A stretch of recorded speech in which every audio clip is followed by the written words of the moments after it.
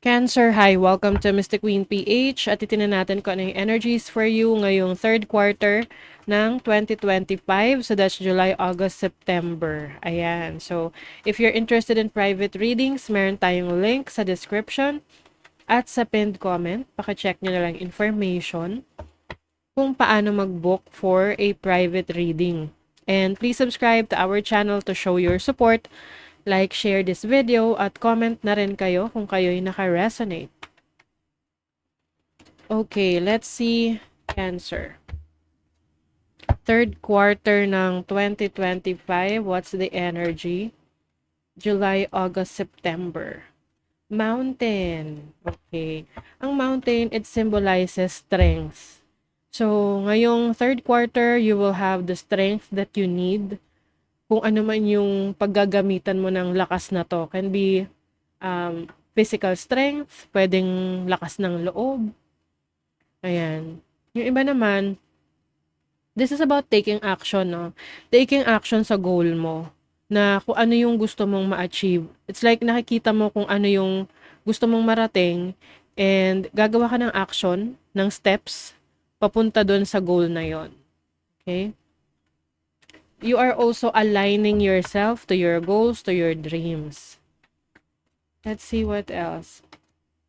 Lava. Lava is like your passion. What you are passionate about. Maaring may ipupursu ka na creative na talents mo or skill set mo. Yung mga bagay na gusto mong gawin na kahit na hindi ka bayaran.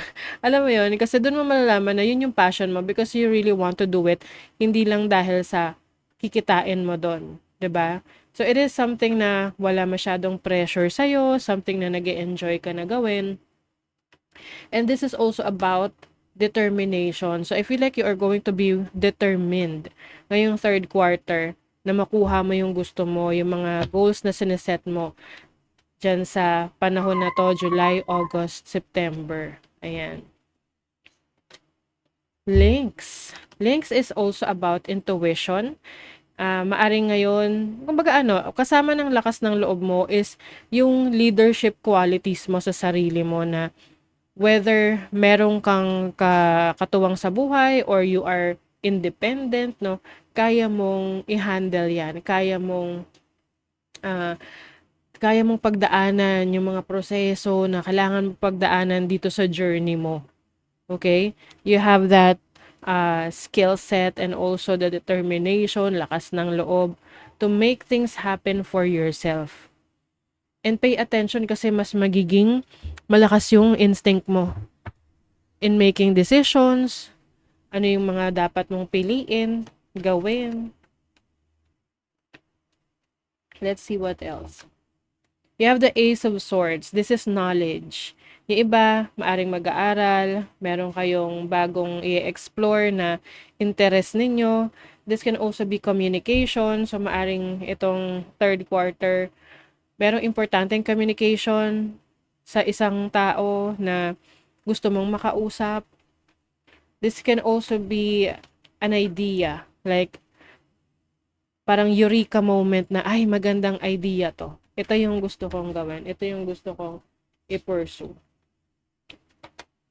Ooh, oh my God. Transformation. Endings and new beginnings. Shedding your old skin. So you are letting go of the things that are no longer serving you.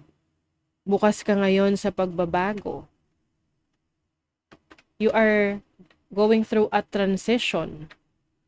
July, August, September, makikita mo dyan na, uy, malaking naging pagbabago mo. Pagdating ng September, like may isip mo na, uy, ang layo na para nang narating ko. Ang dami na palang nagbago. Ganon. Oh my God. Oh, the Empress. This is abundance.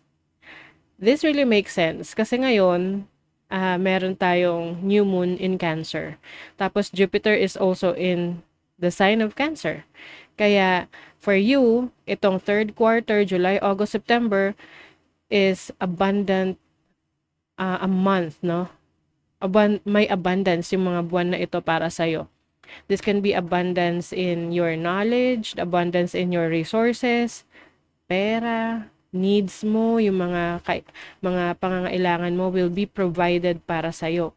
And even yung creativity mo, mas magiging creative ka ngayong third quarter. You also have the Two of Pentacles. May mga bagay na pagsasabay-sabayin ka, ima-manage ka na gawin ng sabay. Let's say career, trabaho, no? May nagtatrabaho ka tapos meron ka pang side hustle or business. And also pagbabalanse, no, ng mga priorities mo. You know your priorities and gusto mo na pareho yan, mabibigyan mo ng attention. Yung mga, let's say, career, tapos may family ka rin. Kumbaga, nababalance mo yung efforts mo. So, sa kaperahan, you have the Four of Cups. Merong offer sa'yo. Can be an offer for a career, a business, or an opportunity na hindi mo mapapansin.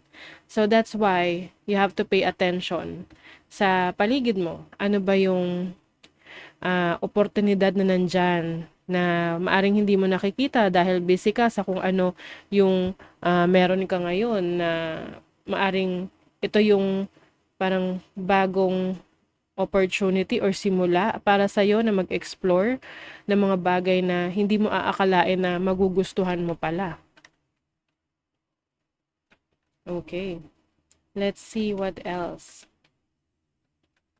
And then, ano naman, sa love life. You have the Two of Wands. So, sa love life, I think, yung iba sa inyo na long distance relationship, pwedeng you are in the process of starting a relationship. Pwedeng nagdadalawang isip ka kung itutuloy mo ba, lalo na kung merong distance sa inyong dalawa na hindi kayo madalas magkasama, hindi kayo madalas na nagkakausap. So, it's a decision para sa'yo kung ipupurso mo to. And also, kung ikaw naman ay may relasyon na, pwedeng isa sa iniisip mo ay ang pagbabago ng lugar na tinitirahan yung dalawa, no, or ng family mo. You want to make some changes kasi maaring parte yan doon sa transformation na gusto mong gawin, hindi lang sa sarili mo but also sa family mo. Yung iba rito gusto mag-abroad or gusto nyong kasama nyo yung family nyo na manirahan sa abroad. Flattery. So, itong flattery is about your admiration. Maaring meron nag-a-admire sa iyong galing, sa iyong talento. People will notice you. Meron ka ring I feel like merong person, kung single ka ha, merong person na lagi kang iisipin. Lagi kang iisipin, maaring this person is interested sa'yo, gusto ka pang makilala, na pwedeng mag-start ng bagong relationship. Oh my God, speaking of relationship, you have the 7th house, house of relationship. You have Mercury in Libra. So, Mercury is the planet of communication. Maaring meron talagang person na maglalakas loob na lumapit sa'yo kung single ka, na kilalanin ka pa, and pwede ring magustuhan mo tong person na to kasi matalino siya, marami kang nalalaman tungkol sa kanya. You also have Saturn in Virgo in the 6th house. Yung iba naman sa inyo, pwedeng mas pipiliin nyo ngayon na mag-focus sa work kung hindi kayo interesado sa relationship. Kaya lang, syempre, kung puro trabaho, baka ma-stress naman kayo, no? So, that's why, balance lang. Kung ano lang yung talagang kaya, yun lang yung gawin nyo. Kasi maaring meron kang iiwasan na gawin or puntahan. Pwede kasing, yung iba sa inyo, pay attention sa inyong kalusugan ha. Kasi, baka isa to sa reason kaya mag-isolate kayo dahil pwedeng, magkasakit dahil sa kapabayaan. So, mas mag-focus rin kayo sa inyong kalusugan. Power. The ability to suck it up is not a superpower. Saying no is own your power. Yes. So, magkakaroon ka ng paninindigan sa mga bagay na gusto mo. Hindi mo hahayaan na ibang tao ang mag-impluwensya sa'yo okay lang sana kung maganda yung impluwensya niya, no? Pero kung negative, anything na hindi makakabuti sa'yo, hindi mo hayaang maimpluwensyahan ka ng mga yan. You have your own power. At kapag ayaw mo, hindi mo gusto, you will say no. Okay? So that is your reading, Cancer. Thank you so much. See you again.